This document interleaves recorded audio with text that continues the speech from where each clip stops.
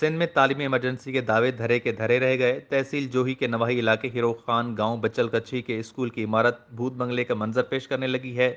محکمہ تعلیم دادو اور جوہی کے افسران کی عدم توجہی کی وجہ سے سینکڑوں بچے تعلیم جیسے زیور سے محروم ہیں۔ اسکول کی دیواریں بھی مکمل تباہ ہو گئی ہیں۔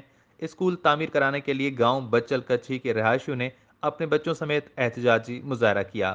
اس موقع پر آصف کچھی، نور الکچھی اور دیگر نے کہا کہ ہمارے گاؤں کے اسکول کی عمارت مکمل طور پر تباہ ہو گئی ہے۔